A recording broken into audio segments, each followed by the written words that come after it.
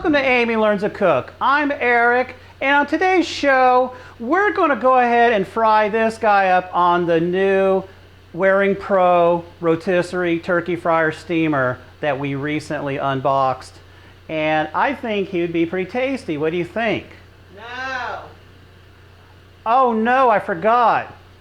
The size capacity is only 18 pounds, and this guy, well, he might be a little too big. So I guess you get a pardon this year, but don't get an attitude with me. So instead, we're going to do about a 12-pound turkey that we've already have prepared by taking out the neck and the packet. We put some rub on it, let it sit overnight so the Cajun seasonings can get infused into it really good. And then what we're going to do is we're going to do our first ever in the oil, a fried turkey. We've done it on the grill, we've done them in the oven, but we've never fried one before. So why don't you join us as we go ahead and use this Waring Pro Rotisserie turkey fryer steamer to do our first ever fried turkey.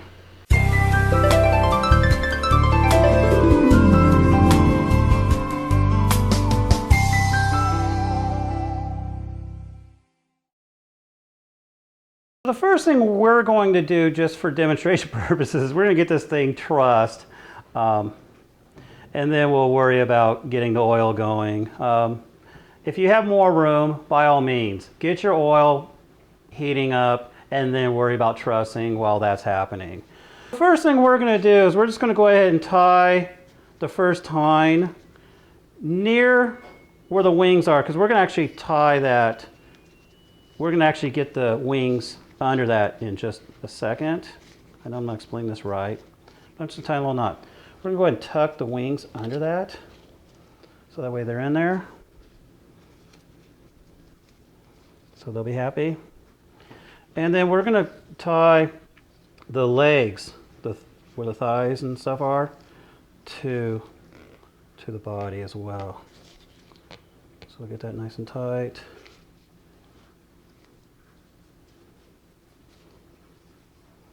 So what we did really quickly was we went ahead and trussed the wings and the legs to the body, which is really important because if they stick out, they can impede the rotisserie from spinning. And I just needed a little help getting the knot tied. What I am going to do now is we're going to go ahead and take the rotisserie here. That comes out. And we're going to go ahead and basically shove it through the back here, and it's going to come out the front like that.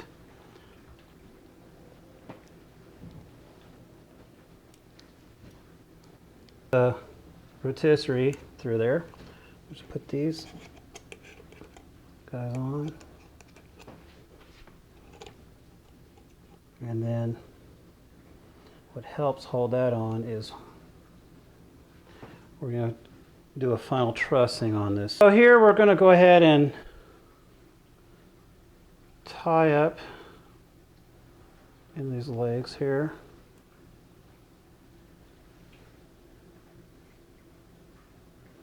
A second knot just to be safe.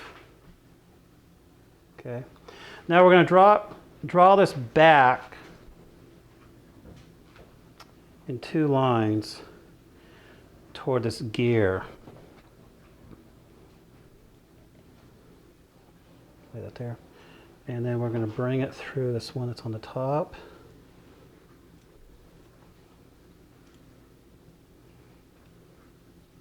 And then we're just going to pull that kind of tight. What that does is helps hold more of this body to the rotisserie. Makes it more tighter. At this point, we're going to put the turkey in the basket.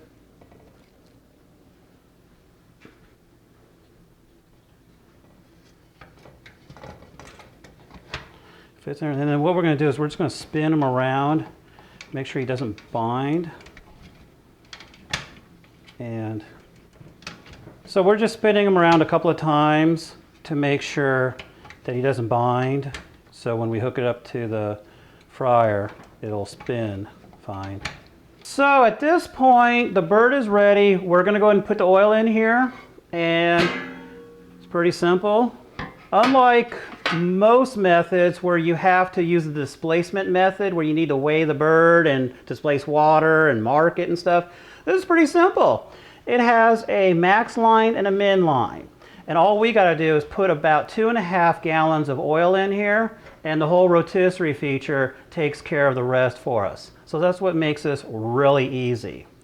So the type of oil we're gonna use today is actually canola. The manufacturer recommends that you use a high-grade vegetable oil. In this case, canola is fine. You can also use peanut oil. They don't recommend using lard or any hydrogenated oils. They also don't recommend mixing oils because that could mess with the smoke point. In this case, this fryer only goes up to 375 degrees, so anything with a smoke point of over 400 is safe. And most oils that you would typically use for frying would do that. They don't recommend olive oil. I'm not sure why. Maybe it has a lower smoke point. I haven't looked that up. At this point, we're going to go ahead and plug in the breakaway cord. The breakaway cord is a unique design meant that if you bump in the cord, you won't turn the whole appliance over and risk a fire. It's got a little magnet here. It doesn't plug in securely. And it doesn't take much effort to unplug it from the fryer. So it's plugged in. The fryer is now on. I'm going to set it to 375, which is the maximum. And then we're going to put the lid. And once it's up to temperature, we'll then put the bird in. So we've actually put a little aluminum foil to help this guy out. It's been about 35 minutes. The green lights come on, which means that the oil's up to 375 degrees. So at this point, we're going to go ahead and remove the lid and the foil there. We're going to put the turkey on the ledge here. Be careful of that. And now we're going to slowly lower the turkey.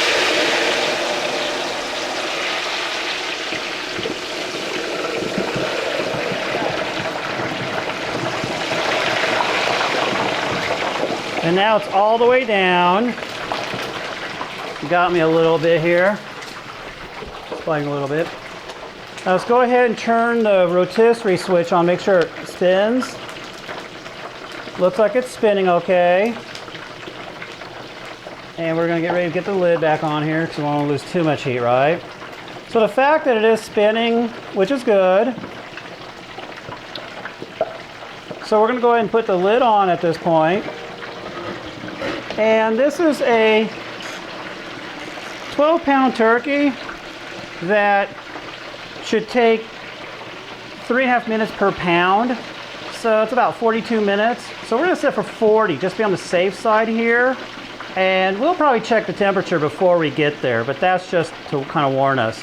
And the quick warning I just want to give everybody in general is it doesn't matter if you're doing these indoors with one of these or outdoors with propane in a big old, stainless steel or aluminum pot, is do not put a frozen bird in hot oil. It will explode on you because water and oil don't get along, especially hot oil in water or ice.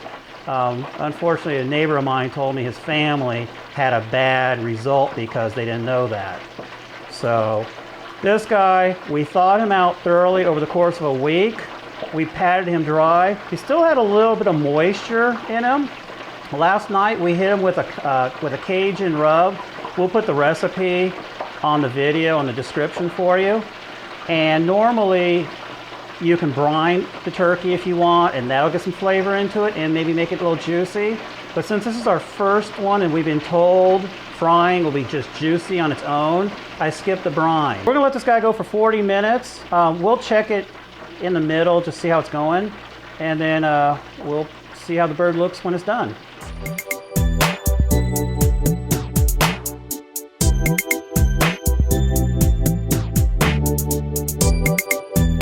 Went from being around 50 degrees, because we stored it outside for about 30 minutes, outside the refrigerator, to kind of bring it up towards room temperature so it wouldn't be such a shock to the oil. And right now it's about 226 degrees on the outside. Obviously the meat's nowhere going to be there, so it needs a lot of cooking time. But I just want to show you though, in just 5 minutes, the oil dropped and it's slowly coming back. We don't know what the oil recovery time is. We're going to check this in about another 10 minutes just to see, because after all, we are reviewing this unit to see how good it is, right?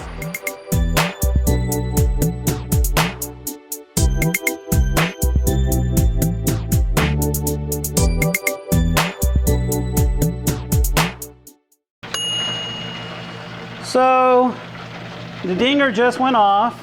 We're going to go ahead and pull them up all the way here. Rest the turkey there. I turned the temperature down to standby. We were getting slightly different readings. Our basic goal is to get about 165 to 170 between the breast and the thighs. And I'm getting like 179 in that area. The thigh itself is reading about 179. So I mean, that's way high. I mean, if you're gonna go based on the old 180, it's good. But the breast had been reading kind of low. He's now come up to 176 there. If I could get this somewhere in the ballpark of 170, 175, I'd be happy. Amy, she's a germaphobe. She wants it 200 degrees to make sure everything's killed. Going off the basic 3.5 minutes per pound, I'd say this was probably a little overdone. We checked it actually closer to 10 minutes ago, and I almost panicked because the thigh was like 100 and I don't know, like 80 back then. But yet, by the time I got Amy in the room, it cooled off. So I'd recommend, as you ever cook your turkey, you know, keep an eye on it. Don't trust times. But with this particular fryer, even though the oil was about 300 degrees all the time, in other words, it came up to 375 initially, but we put the bird in, and it maintained about 300 throughout the entire cooking time. So it did a pretty good job with that. But I think the 3.5 minutes might be a little too much. So for this particular cooker, if you do get it, I'd probably adjust at times. So we're gonna go ahead and get this bird out and carve it up. We're gonna move the turkey now. It's been resting on a plate. We're gonna move it over to the serving platter.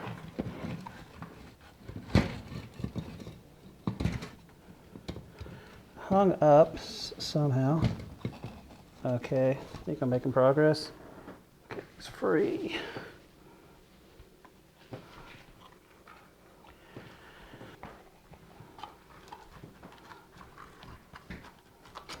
Pull that out. It's very nice and brown. It's a pretty brown. Let's go ahead. Crush it. Okay, pulling the rotisserie out. Got juices everywhere. I gotta eat that right, because I'm a pig. Got flavor. We're gonna tint our bird for about 10 minutes. You know, we always do that to let the juices redistribute and stuff. Because after a while, we don't know if this is gonna be a dry bird or a tasty bird. So now that our turkey is rested for about 10 minutes, we're gonna go ahead and obviously those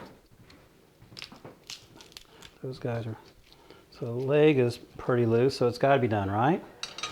So I'm just gonna go ahead and take a slice off the breast just for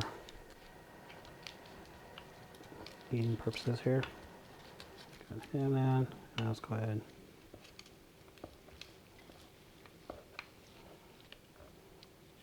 Should be good enough. I want to be sophisticated, right? I don't want to just put the whole thing in my mouth.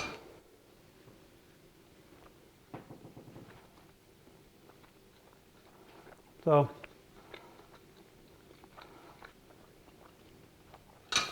It definitely doesn't taste dry. It has a slight salty flavor, and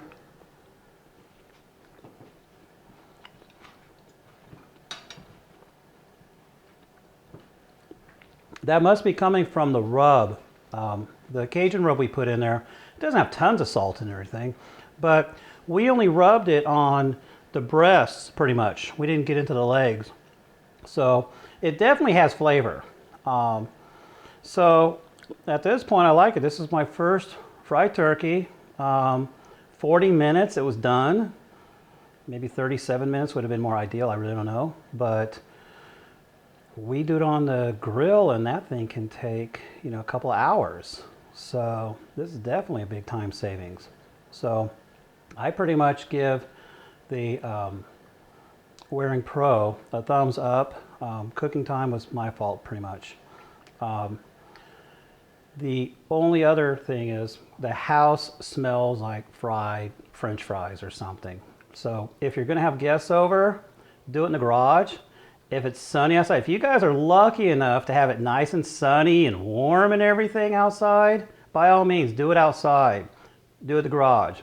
Kitchen, you're gonna need fans because it's just gonna smell like French fries. It doesn't smell burnt, it just smells like grease. That's all I can say. I don't think I left everything out, so at this point, watch our other videos regarding the Waring Pro. We did an unboxing. We also have done a one on the steaming capabilities. And at this point, we haven't done the one on trying other fried things, like doing French fries and vegetables and stuff. That will be coming out very soon, but please look out for that. If you like this video, please subscribe below, leave a comment, and visit our website at amylearnstocook.com. And we're also on Twitter and Pinterest at Amy Learns to Cook. How it is, even though we did cook it to a high temperature, it's still really juicy. I'm used to brining and then cooking at high temperatures like on a grill, where this one we didn't brine, but it still came out really juicy. The Cajun seasoning that we put on, where I ate it on the breast, that was salty at first, but then after about a minute, the heat hits you. It's a mild heat, but it reminds you that there's a little bit of cayenne in there. So it was definitely a little bit of black pepper. So that was pretty good. Not getting that on the legs because we didn't really apply it to the legs. We did apply it to the cavity, and because it does have a lot of brown sugar in it, I think that's why the cavity looks all tore up. But really that wasn't from the cooking. That was just because the brown sugar, I think, caused that. So possibly in another rub, I'll use less brown sugar. But I definitely give this a thumbs up. Because we are used to cooking on the grill, we're used to a little bit of smokiness. This is probably more of a classic turkey taste than anything, but it is juicy. So that's always good.